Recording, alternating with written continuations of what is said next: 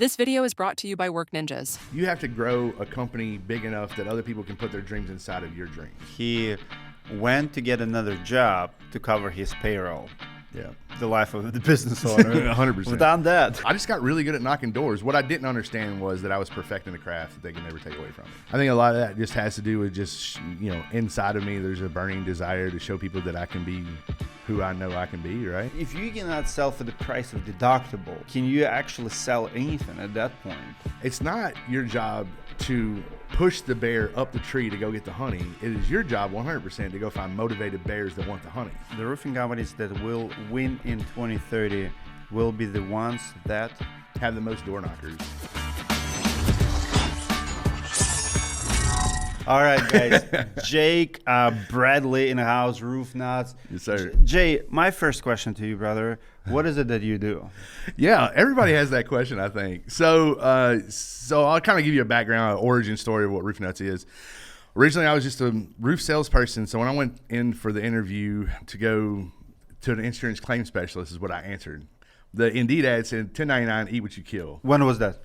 That was in 2017 that I went and checked that out. Prior to that, I owned nightclubs and restaurants.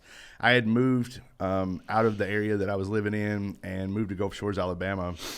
I started a company called Aqua Squad. There was a lot of people that came from up here that had salt on their RVs and things like that. So we were doing rigs, washing rigs and doing all that. And I had about 6 employees. I needed to cover payroll. And I answered an Indeed ad for a 1099 insurance claim specialist, which is, obviously. What do you mean you needed to cover payroll? Yeah, so my RV detail company, we had 6 employees. It was great during snowbird season when the snowbirds came down, but whenever March, April, and May got there, I called it the flat bellies showed up, and they could wash their own rigs. They didn't need us. Okay. So instead of laying people off, I decided to go supplement my own personal income. That way I didn't have to lay anybody off. So I was answering Indeed ads to figure out what to do. I want you guys to think about that, what he just said. He went to get another job to cover his payroll. Yeah, the life of the business owner. 100%. We've done that. If you don't think you're going broke 3 times a year, you're not actually an entrepreneur, right? So yeah, I answered this Indeed ad, and it was like 1099, eat what you kill. I'd been in sales pretty much my whole life, and so I was like, yeah, I'll go check that out. And I got there, and it was roofing sales, right? They kind of hoodwinked me, whatever, that's fine. And I was like, well, this is not getting on a roof. I was about 50 pounds heavier back then. And I was like, I'm too top heavy, fellas. I can't do it. I'm sorry. And so they were like, well, what could you do? Because they like my personality and whatever else. And I was like, I don't know. What does it consist of? And they were like, well, you just go out and find bad roofs, knock the door, and offer a free roof inspection. So that was the creation of Downspout Daddy. Downspout Daddy? Downspout Daddy, yeah. So your names. Downspout Daddy, Roof Nuts. Yeah. I stay grounded. So I just got really good at knocking doors. What I didn't understand was that I was perfecting the craft that they can never take away from me, right? Because I didn't have to learn the inspection part of it. I didn't learn any of the rest of it. Now I filed my own claims and did all that stuff. But as far as the inspection goes, I didn't do that, right? So I knocked doors. So I was going getting 25, 30 leads a week and really just pounding that part of it out. I had to pay. Were getting paid for leads or per claims? So back then it was per claim. So they had an inspector that came with me, their operations manager. So I would go knock a door and I would say, hey, Miss Gladys, next 24, 48 hours, my inspector will be by, take the photos. I'll come back and share the photo documentation with you and then let you know whether you qualify or not. That's pretty much the way I did it. And then I'd go back to Miss Gladys and file the claim if it was worthy. And if not, we'd tell her we'd check her up every 16 to 18 months. So that was pretty much my pitch back then. And in Mobile, Mobile, Alabama doesn't have a lot of hail, right? We have to work ghost storms and collect data from multiple storms. So not everybody qualified. That's why I had to do the volume that I had to do as far as getting leads, because not everybody qualified. And you're either going to have enough leads so that way you can control your income, or you're going to have to find ways to control your income off limited leads. We see that too often in the industry. So I knocked Dauphin Way Baptist Church, which was the largest church in Mobile. I went to 15 of their meetings and finally got the roof approved, everything. We got shingles in the parking lot. We were doing the tear off, and OSHA stopped by, and it turned out the guy I was working for didn't have the proper paperwork. Okay. And we lost it to Apex Roofing and Restoration, Grant Rocket, and those guys up in Birmingham. And so I decided that day that I was really good at getting leads, so why not go knock doors and get leads? And So the guy lost so many big jobs because he was not licensed? Yep. What was his excuse? Was it required? So in Alabama, you can do residential roofs up to I $25,000 see. without a license, and then you can do up to $50,000 on commercial with this particular license. But then anything over $50,000 in commercial, you have to have a commercial license, and he didn't have any of that. How hard is that to get? Not hard. So- I think business law is the hardest part of the whole thing, right? So why people like him are not, and a lot of people in the industry are not bothered to actually go and educate them and get proper? I think we could point the finger at them, or we could just say that they don't know what they don't know. The state's not banging down your door saying, "Hey, you got to have this license." I think we see that a lot with people that go start their own company, and they don't reach out for help, or they don't know what they don't know, and they just go start selling roofs. I see. And the state's not going to go and be proactive. Well, I was referring more of a lost opportunity because, for me, the more I know, the more you learn. Like, the more you learn, the more, right, you earn. But the thing is, if at one point you're going to start losing jobs, like, do you think that guy went and get his licenses and educated later? He did after I left. So that was expensive college, right? It was a huge deal. Yeah, I mean, it was a $300,000 commission. I think that they were gonna. The job was from their perspective, from his perspective. But I'd been an entrepreneur my whole life since I was 16. We were talking about cleaning floors earlier. That's what I did, right? When I was 16, I cleaned floors, and I got my own. Floor buffer and mop, and went and did U.S. Steel and U.S. Glass in Texas and doing all that stuff. So I've been a serial entrepreneur my whole life. And, I was just like, wow, there's an opportunity here because these roofers hate knocking doors. And I don't mind it. I have no problem with it. So that was So fast forward to Roof Nuts. How was Roof Nuts born, and what does Roof Nuts do? Yeah, so that was the birth of Roof Nuts. So I just decided that day I was going to leave that roofing company, and I was just going to go knock for local contractors. Why not start your own business? Well, I couldn't get on the roofs, and if I can't do it, like if I have a problem with a customer and I can't physically go fix it, I don't feel comfortable. Like, that's something that, at least from my perspective, in that scenario, there could be emergency circumstances where somebody needs to fix it, and if I can't physically go fix it myself, I'm not going to put myself or the homeowner in that But a predicament. lot of people, like I'm thinking about guys like Lance Backman. He has like 6 roofing companies now. I don't think he ever plans to fix any problems. But once you scale and you hire people, business is not fixing per se. I hear what you're saying, and I respect that. Like, you want to sleep well at night, and you want to be the one who will do the job. So for you don't want to run a business because you cannot do the job?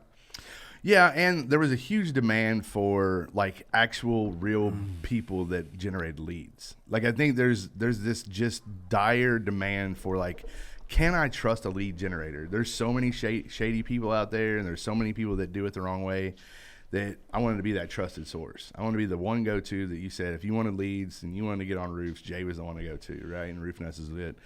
So we started knocking doors for local contractors, and then that turned into working with bigger companies, and then next thing you know, right now we've got about 16 subcontractors that go around the country and knock doors. I have probably 4 that are full-time, year-round. So what are you? Are you lead generation company? Are you coach who teach others to knock doors? Or you are 1099 who I just hire when I need extra help? Yeah, so all of that. And that's the confusing part of Roof Nuts, right? And I think I probably need to the coaching came organically. That wasn't something that I aimed for. That wasn't something that it was like, hey, I need to go do this. But the setter-closer model came out of me not being able to knock doors or not be able to climb roofs. And we figured out that we got it done faster. We got it done more efficiently. And homeowners were happy with the way we were doing it. So what's setter-closer?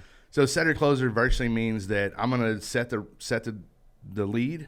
I'm going to have an inspector come in and inspect it. And either that inspector is a closer that closes it, or I'm going to come back and close it. And then from there, we hand it all off to the office, and the office handles everything else in the sales department. So that's pretty much in a short what the setter-closer model is. But back in the day, we were just knocking doors. It was just me going out in my truck, knocking doors for local roofing contractors for $100 a lead back then, and getting 25 or 30 leads a week and moving on. And then I grew that team pretty substantially. And then that was from 2018 to 2000, well, till now, obviously. But in 2020, we added the call center. And that was a big thing because there's just shady vendors out there. And it was my belief that if you're going to have a call center, you can't utilize your client funds. And that's what I was seeing happening, right? You would go give somebody money, and then they were living off those client funds. So from my perspective, I just wanted to make sure that we never spent our client funds so we could always refund. So even today, we've got 170 contractors that we get leads for roughly.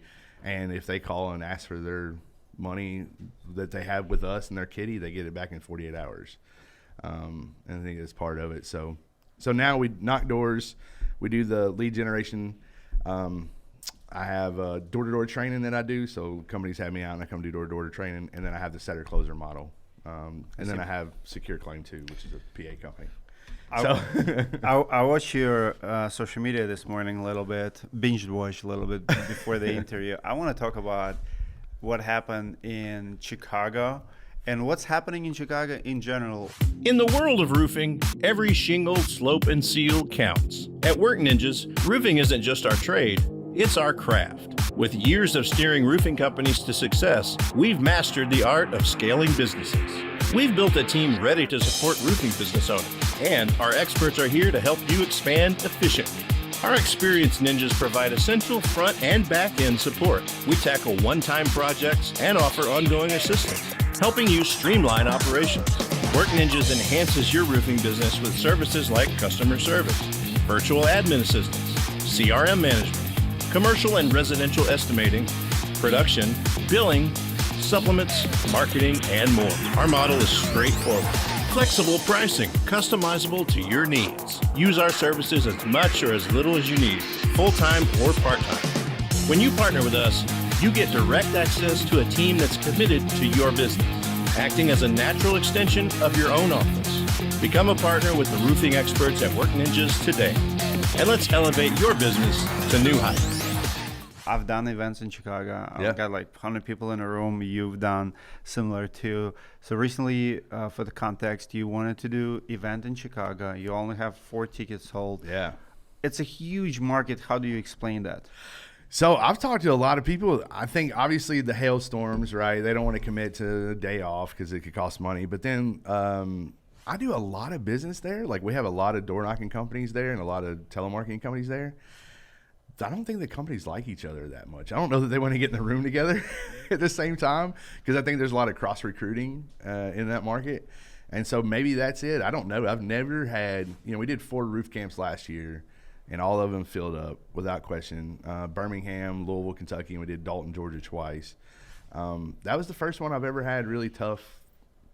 Where do you see in the country roofers getting together? What's the most friendliest market in your opinion?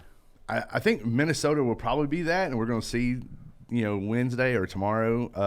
I think Minnesota probably will be. I love working this market. Back when I was the one physically knocking doors, I used to come up here to St. Cloud all the time and knock for 4 seasons, and I enjoyed it up here. I enjoyed the people, the camaraderie, just enjoyed being in this area.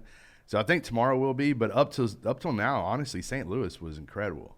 Like the people in St. Louis, Davey Cox. Yeah, Davey Cox helped me out. I think when you have a few leaders who lead with that, it's working with others. It's contagious. Oh man. I remember Dustin Bigler, Apple Roofing. He was the guy. I mean, friends with so many. And when we have roofing process conference, first couple of years, that's what everybody says.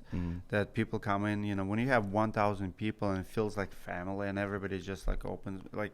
It's crazy, but I agree with you. In the local markets, people want to.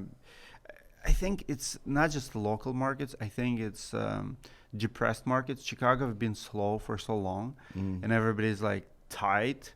And I feel like, here's what I noticed personally: when people don't have money, when a person goes broke, they become mean. Yep. Like they become aggressive. They become like, I don't know, it's survivor mode kicks in. And when a person is rich and like just wealthy in many ways, not just financially, relationship and everything is going well for you, like you just like more generous and you want to give and talk, right? Yeah. But I do feel bad for Chicago because I've been there so many times, and I agree. It was so funny you said it. Last year I said that Chicago is the most depressed market in the States now because I traveled, all the states multiple times. Yeah. I'm in St. Louis actually tomorrow. And lately, last few years, when I start coming to Chicago, it's just different. He's different. Yeah, if you don't know how to go get money either, right? I mean, there's plenty. No matter what, in the last 4 years, we've gone up there. We go get leads on a pretty regular basis, and I think there's a lot of people that just rely on the storm so much. There's a good retail market up there. There's a great retail market up there. I mean, you can go bang doors for retail just as much as you can for storms. How knocking for retail different is than knocking for a storm? The initial approach is different, right? Instead of us looking at Zeus AI or weather guidance or Hell Trace or whatever, we're looking at the age of the roof, right? So we're searching for neighborhoods that are 20, 25 years old. Then we're riding in those neighborhoods looking for the 20 or 25-year-old roof and reaching out to them and letting them know that we're working with some folks in the area and just kind of, offer an inspection and tell them they're getting to that point and introduce ourselves as that local leader. I see. What's your take on the solar? Do you see a lot of solar guys out there knocking still, or is it dying? I think it's dying. Now, I'm not in the field nearly as much as I used to be, but I can tell from my boys they don't see the solar as much. So in Florida, it got really hard in Florida for a long time because there were so many solar people that door knocking in general got tough. But now we don't really see that many solar people anymore. They don't come through the neighborhoods like they used to. I mean, they're still out there for sure, but they're not. You're not seeing the big teams like you used to back in the day. What's the most outdated D2D advice you hear still on a regular basis? The most outdated door-to-door advice. Let's see. I don't know, because I think most of the advice that's out there is pretty good, and it's lessons learned by everybody because everybody does it differently. So I think probably the biggest thing that people don't learn fast enough is they got to find their pain to go do door-to-door. Like if you don't have an actual pain to go, like for me, I had so much pain I didn't want to lay people off, so I was willing to go door-to-door. It was either this versus this. And there's not enough people out there that actually put that pain ahead of the actual knocking doors, and they'll get tired, they'll get burnt out, they get sick of it. I think probably knocking doors in the roofing industry is we move them to sales too fast. They should be knocking a lot longer. They should just be getting leads for our top reps and earn their role. When setter closer, it's a complete meritocracy. You earn your position. There's 5 steps in the ladder that you have to go through before you become one of the senior reps. And for me, that protects the homeowners. It protects the company. It builds a ridiculous culture of like junior varsity type situation. There's just a lot of reasons why that really helps build a team. So, I don't know. That's a really good question. I can't think of anything that would just be horrible advice other than, Why so many people struggle, like, for example, with deductibles, right? So I feel like the pitch for many sales reps is we're going to get you free roof. Why not price of deductible? I don't know. A lot of people struggle sell price for deductible versus free. They're like, it's got to be free. Yeah. But are you even a sales rep if you're selling free stuff? Like, hey, we'll get your roof for free. You don't have to. Are you even in sales? If you cannot sell for the price of deductible, can you actually sell anything at that point, or without discounts or free upgrades or? So initially, we don't sell on price or anything like that. We sell the qualification first. So that's how I train roofing contractors. Okay. Hey, my name's Jay. I'm with 123 Roofing. Turns out some of your neighbors are actually qualifying for a roof through their insurance carriers. So today we're taking a little bit of time out of our day to speak with the homeowners we haven't had a chance to inspect yet. It takes about 5 or 10 minutes to see if you're qualifying like some of your neighbors are. We'll jump up there and kind of let you know the condition of it. Good, bad, or indifferent, at least at the end you'll know. Sounds good, right? What's your name? Like, we're selling the qualification. We're not. If you're at the door trying to sell deductible or free or any type of money, then you put them in the analytical brain, you lose them anyway. I want to keep them emotional that they might qualify, right? You get them excited. If you are knocking doors correctly, your inspector, or at least from my perspective, my inspector, comes down to close the deal, that homeowner should be like, oh, did I qualify? Like if you set it up properly, like if you follow me, if I go knock doors for you and you're the closer, most of the homeowners will come to you and be like, Dmitry, did I qualify? Am I one of the lucky ones? Because that's just the way I pitch it. I see. I don't pitch the free roof or the whatever else. I pitch that you may potentially qualify for a roof. And that's true. Yeah. We're not lying to anybody. But we do it in such a way. But the wording does matter. Absolutely. But we do it in such a way that we get really good at it, that we have enormous amounts of volume, so that way we don't have to go out there and mess up roofs or do anything, any of the bad stuff that you see from people that are weak at getting leads. The reason those people are messing up roofs and doing that stuff is because they never perfected the craft of getting a lead. What can storm chasing companies learn from retail companies and vice versa? Because I feel like so many people are one or another. Not many are doing both or adapting to both. They usually like strong preference.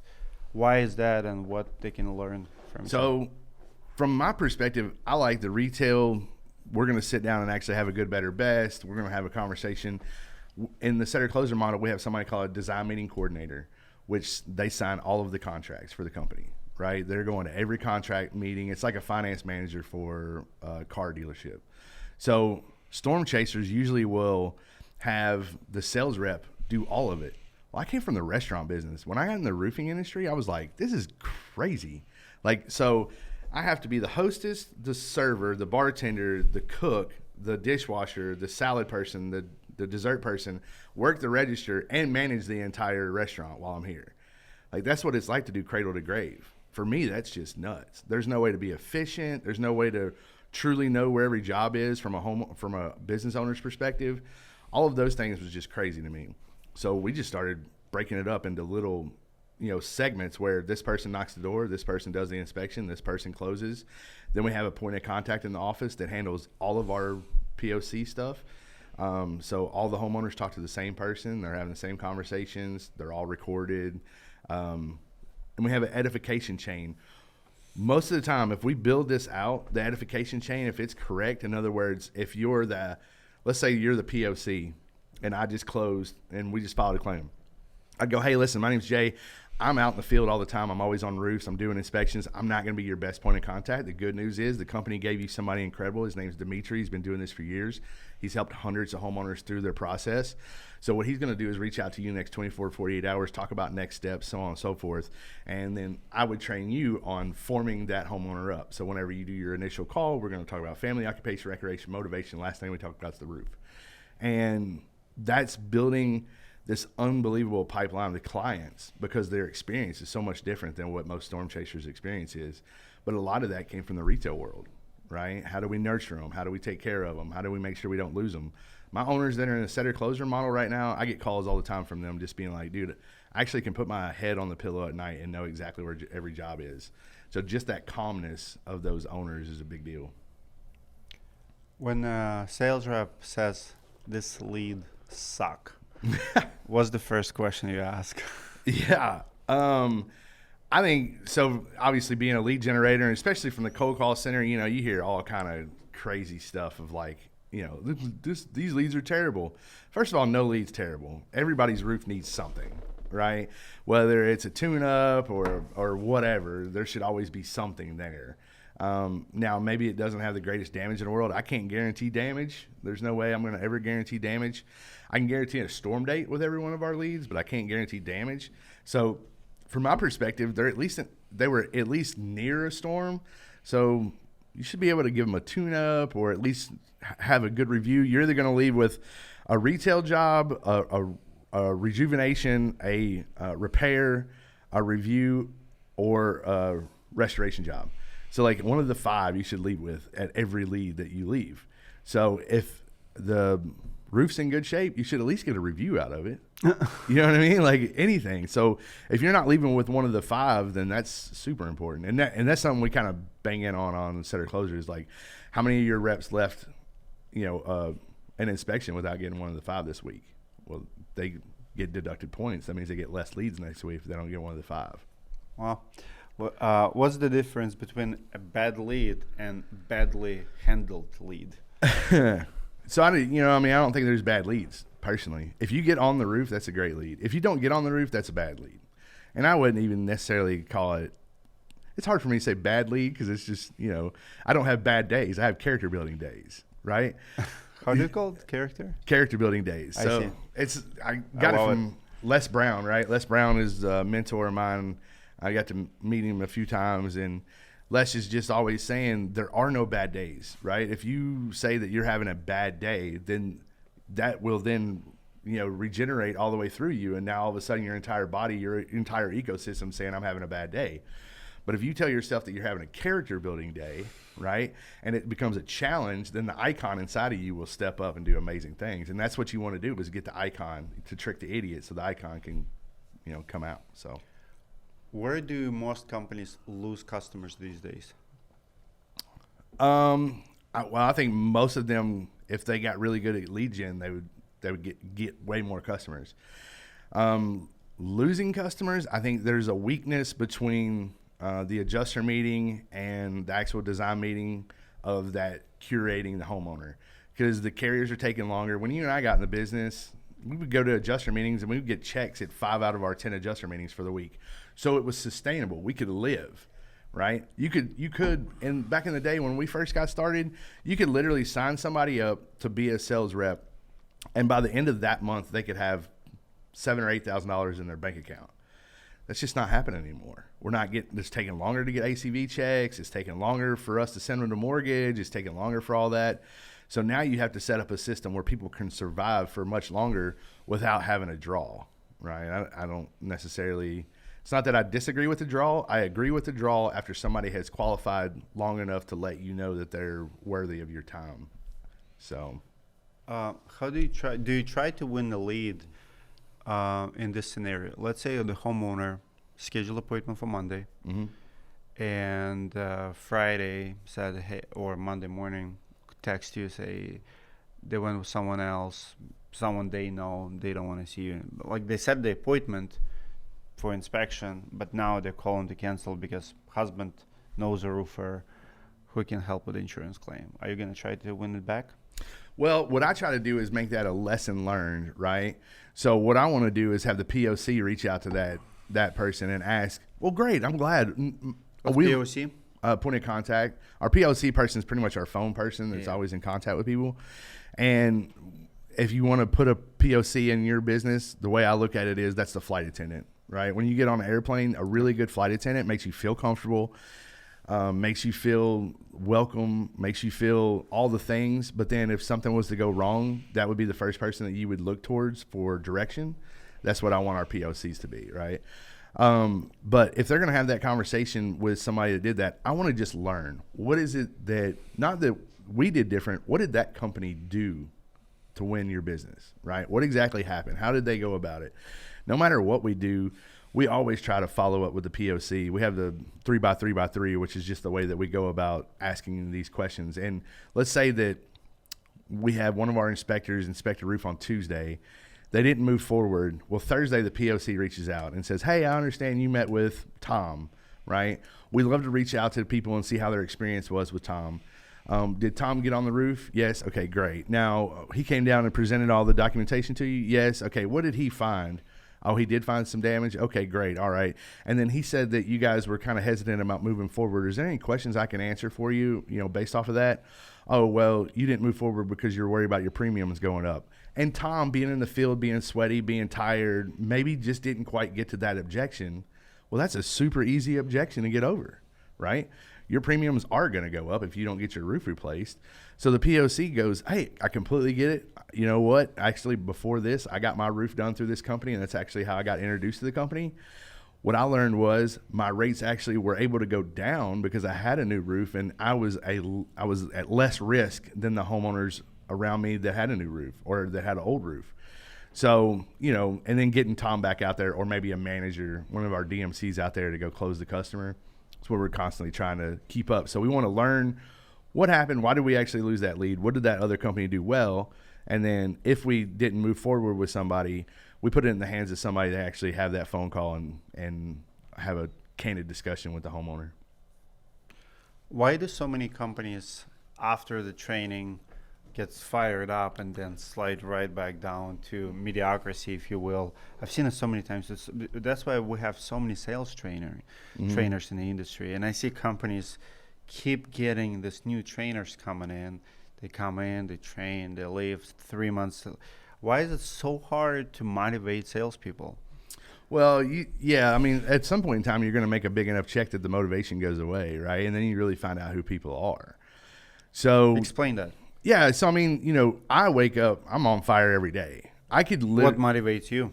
I think just the person that I want to be is ahead of me, and the person that I used to be was behind me, and I always want to be that person that I want to be. And so I'm just constantly chasing that person that I want to be, and I've always moved the needle, right? The top of one mountain's just the bottom of the next, and I'm not sure why I was built that way. I think that I was ridiculed in school and I was made fun of. I was the fat kid with crooked teeth that was dyslexic and couldn't read, right? And everybody said I couldn't, and I was like, screw you guys, I'm going to show you I can, right? And so I think a lot of that just has to do with just, you know, inside of me there's a burning desire to show people that I can be who I know I can be, right? And so whenever we have the cradle to grave thing is really what the problem is as far as the ups and downs, because just think about it, even on a weekly or monthly basis, if you have a really good week and they're all cradle to grave, the next week's going to suck. Go look at your CRMs, everybody. If you're running cradle to grave, the next week is terrible. Why? Because we're running 41 adjuster meetings, right? And so there's no way for them to go do the activity that they did for that first week. Now, do I believe they should have sales trainers? Absolutely. And they don't have to hire me. I think they should have anybody. They should have you come in. They should have anybody come in and at least try to rejuvenate the team, if nothing else, because it's just a normal thing. The big companies, every 60 days, you look at Apex Roofing and Restoration, Grant Rocket has somebody in there every 60 days to 90 days to rejuvenate the company. Well, why is that? Because you can't be a prophet in your own land, right? You just can't. And chances are, you and I are going to say the same stuff that Grant's going to say, but they're going to hear us because we're the uncle that came into town that's the cool uncle, right? And Grant's the dad. That's just kind of the nature of sales. And I think familiarity, you lose respect whenever you're – not respect, I don't want to say that. When you become buddies, there's a lot less I guess respect. I don't want to say that word. That sounds kind of negative, but – I really like how Alex Hermosi explains that. He said we don't need – to learn new things, we need to be reminded of the same stuff. And I agree with it. Like, you know, we all know, like, I'll give you an example. We all know we should be making more content, you know, like post more. We all know that all the attention is social media, right? Who does not know it? But the thing is, if, let's say if your boss goes and say, hey, you should post daily, you should do, you know, good titles, good thumbnail, right? Like give you 5 tips what you should do. You're like, okay, I'll do it. And then Mr. Beast goes, says same thing, 5 things. Good titles, good intro, like whatever. Same 5 things, but you're like, oh, Mr. Beast said that. Yeah. And it's the same information. You should be reminded, like, oh, it's secret to his success and he's there, right? And my boss wants me to do it, but who's my boss, right? Like, it's not that. So we need to be reminded on a regular basis. I agree with you 100% there. I think a lot of it's the attitude too. So you mentioned growing up with you have complexes. Mm-hmm. You on social media lead with being vulnerable. Like you self-aware of who you are. You don't take yourself seriously. What's your mindset when it comes to social media and sharing as much as you share, and how did it help you in your business career? Yeah, so I think Les Brown really made that impact on me because he's very vulnerable too, and he tells his story about living, you know, in his office, you know, in New York, and I wanted to be that kind of voice for maybe, you know, when you look at the roofing world, everybody looks like you. As you know, jacked up. Look at it, you know, 6 packs and sexy. Have you seen me 6 years ago? Everybody's sexy and you know looks good but I thought you know I was like, man, but it does. But your limitations are only in your head, right? At the end of the day, and so I wanted to be that voice for that guy or gal that's sitting out there that's just saying, well, I don't look like them, I don't smell like them, I don't talk like them, I don't do the things, and I don't look like them, I don't smell like them, I don't talk like them, but I made it. every business I had. I opened a nightclub when I was 27. I had the dream when I was 20. I didn't have any money and found a way to go get it, right? And so I just want to be that voice for people that really do want something out of life, that there are no limitations. There is no reason why you can't, because there's a lot of factors outside of it. We talk about, the reason that sales reps go up and down. And I talk about abs. Well, it was funny for me because I watched an Andy Elliott video, and Andy's like, well, you can't be successful unless you have a six-pack, unless you have abs, right? And I'm like, okay, all right, so how can I take this and kind of figure this out? And what I understood was, I think you and I both believe that sales reps that have been doing this for 5 years believe that they can do it. So when we first hire people, we hire for attitude. We build their belief by telling them stories of people that have made it in the past. And then we work on their skill. People don't come into the sales industry with massive skill, right? They've got to come in with a great attitude, stick around because they believe they can, and then ultimately they'll learn the skill. Well, somebody that's been doing this for 5 years as a professional, they've got belief because they've done it before, and they have the skill, right? So why do they bring sales trainers in? Because they need to work on the attitude. Because no matter what, whenever you're having issues, whether it's your business or life or relationships, it's one of those three things. Either your attitude or your approach is bad, you don't believe you can, so you give yourselves limited belief and you let the idiot in, or you have a skill set that is limited and you need to learn something new, right? So those three things are the things that we really focus on. So from my perspective, it's just like, how can I tell people all the time, it's like, yeah, I got abs, it's like, they're in there, it's just like, We all do. Yeah. So, It's covered. yeah, absolutely. So I just want people to believe in themselves, man.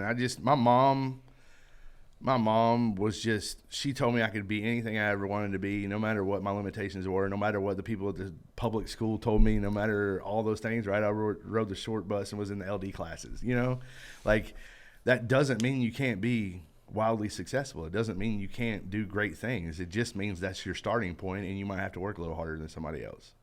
That's good. That builds your character. I agree with it. By the way, I don't think I You look good. Hey, 7 years of CrossFit, okay? 7 years of CrossFit. I see you jumping on the boxes, and then I get up out of my like, I'll see you jumping on the boxes on social media, and then I'm struggling to get out of my chair in my office chair, and I'm like, I should probably do something. I just found a video. It's 2017, 2018. I went to Lifetime Fitness with my roofing team, Storm Group roofing team, and I tried to deadlift 360 pounds, and horrible form, did not make it. Like, we're laughing. I look at that, like, I showed it to my wife, I showed it to my team, like, who is that guy? Now I have like 500-pound deadlift, like 6-7 years later. I mean, I joined CrossFit. I've never lifted weights in my life. I joined CrossFit when I was 35 years old after a knee injury. And I'm like, you know what? And I realized I'm 35. I'm not fit at all, like, period. I mean, I could play like basketball or soccer with my kids, but anyway, it's but I think there's something about insecurity from your childhood. Like, when I came to this country, same thing. I was so insecure by myself about my English, speaking with the accent, like people gonna mock you. How did you overcome that people will say things about you? How do you deal with the hate and comments? Amazing parents.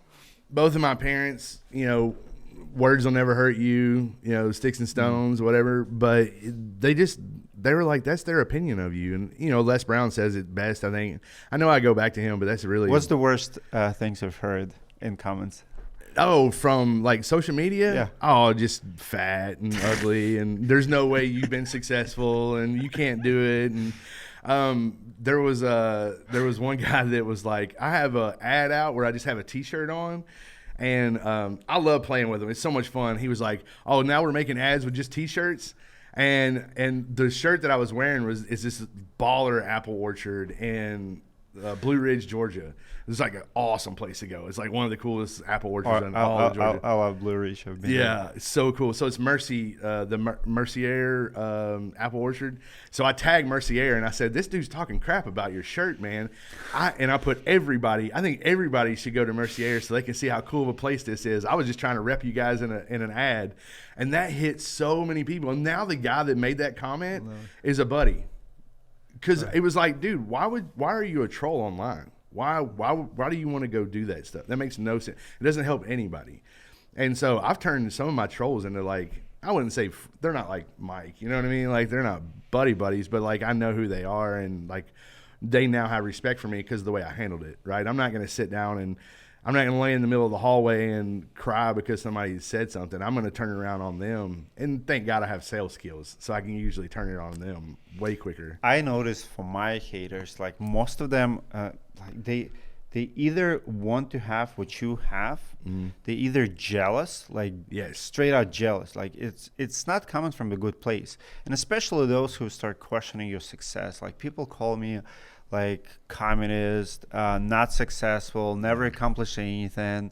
You know, you teach others because you can. Like, oh, I mean, I've heard it all, right? But then when you start digging who those people are, like, he's trying to do what I do, but he's like 10 steps behind, and he cannot figure it out.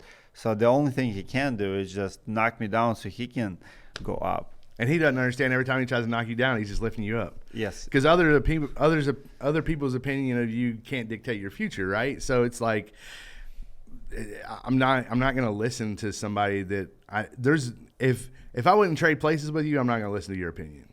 Like it's just it. You know? What about hate from potential customers, like rejection, when people maybe even aggressive towards not doing business with you, and they want to express like, oh, you're just a scammer, or, you know, I don't want to like.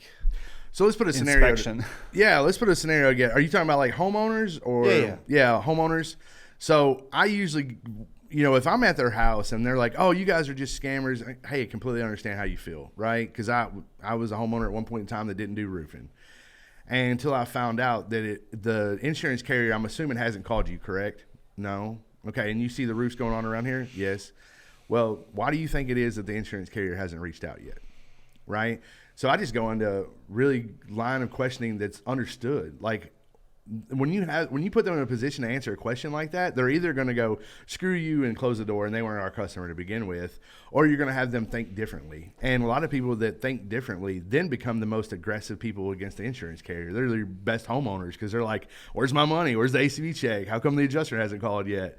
You know, and that's what you want. You want a proponent, and you want somebody that's fighting for the claim as much as you are when it comes to homeowners. I think the day and age of, hey, don't worry about it, we're going to handle it, is over. Right? Back when I very first started, I could tell a homeowner, hey, we'll handle all this. You know, all you have to do is pay your deductible. I think that's over. That's not there anymore. We've got to have their replaced voice. It? What do we have to do now? Yeah, we got to have their voice. Their voice is important. I mean, if you guys haven't seen Chris and John's evidence package, I mean, I think that's the future. I think building those packages and making what they make out of that, and then the way that they set up the homeowners and just the way that they go about it, I think is just incredible. And the success stories from that.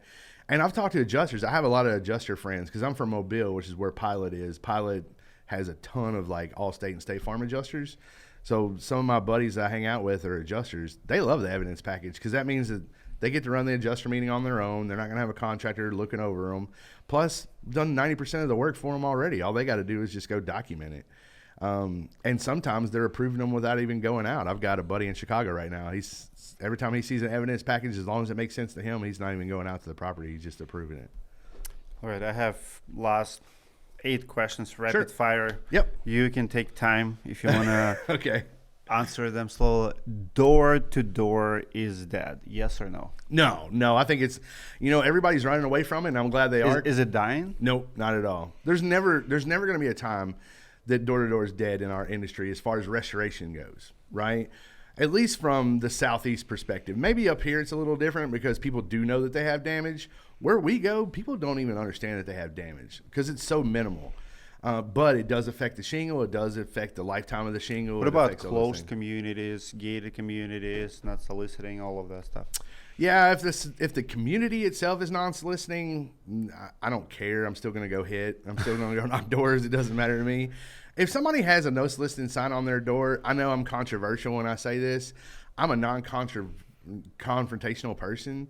So I don't knock that door. I'm going to go knock the neighbors, and then I'm going to ask the neighbors to introduce me to that person. And that's usually how I get to know soliciting doors, is by introduction from a neighbor. So you don't agree that with the guys, because that's like 90% of door knockers. They're like, knock anyway. So back to your question earlier, like that, it might be the one thing that is the old way that I just don't agree with. Might be to knock no soliciting doors. And I got buddies that do it. And I have nothing against them if that's the way they want to carry and conduct themselves. It's just not you. Just not me. I just know that I'm good enough that I can get 3 of their neighbors, and one of them is going to introduce me to them. AI in roofing sales, game changer or just a buzzword? Yeah, I think it's a game changer.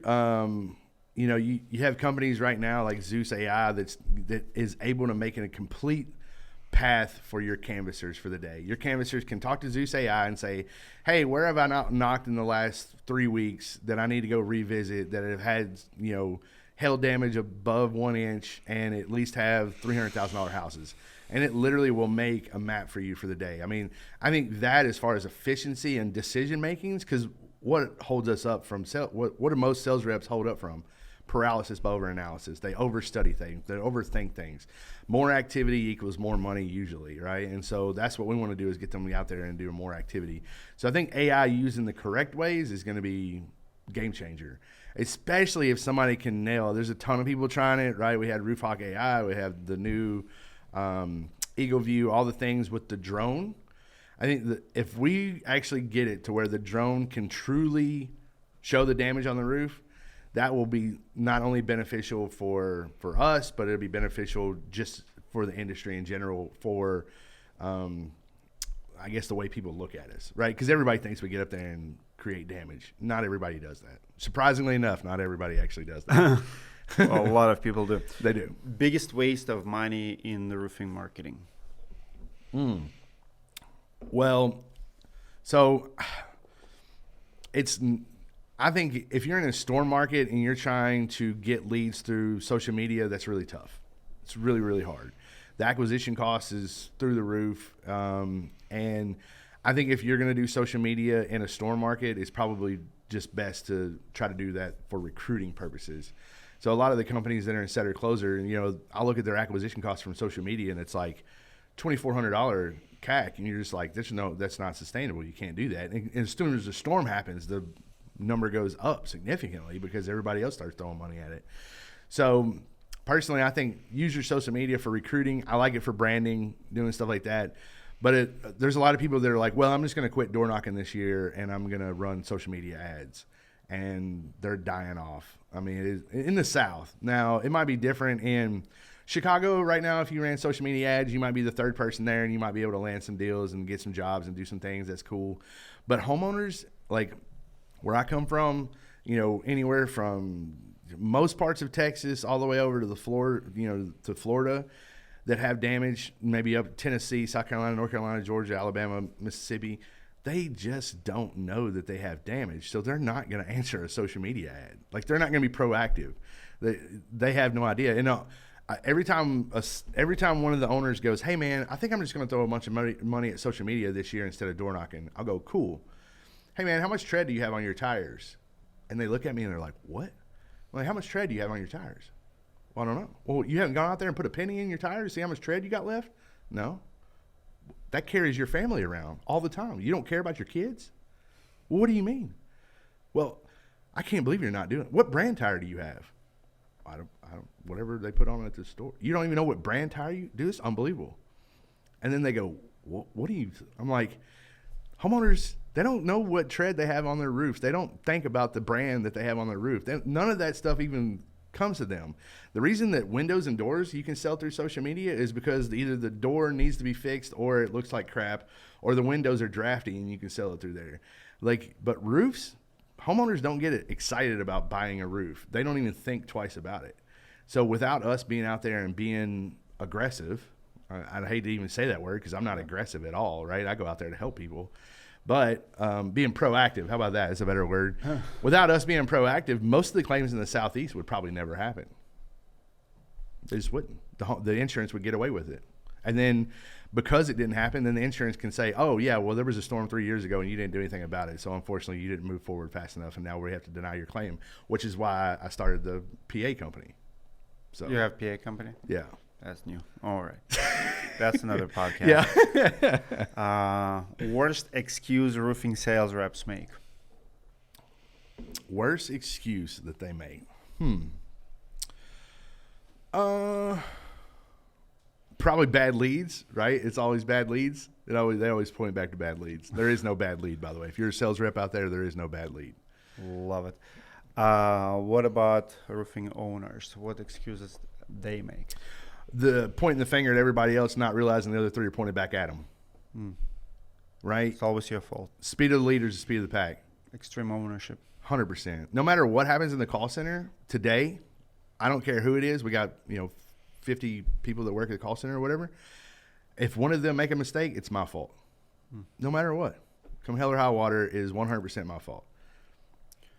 One thing sales rep should stop saying at the door. So I'm going to give you two.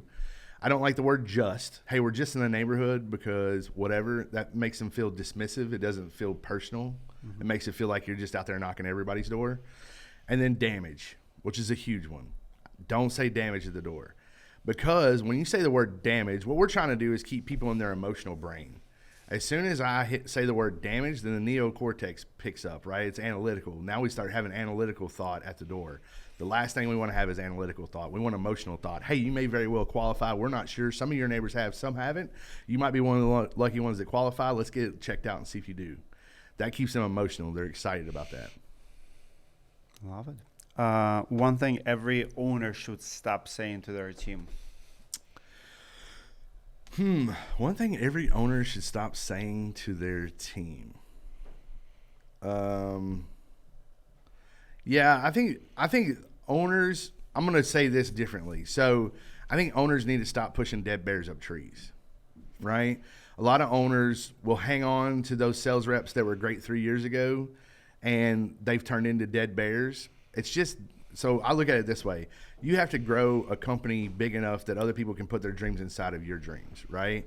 And so to do that, you have to grow a huge company. So if you looked at it like bears, it's your job to grow this big tree, right? This huge tree. And at the top of that tree is the honey, right?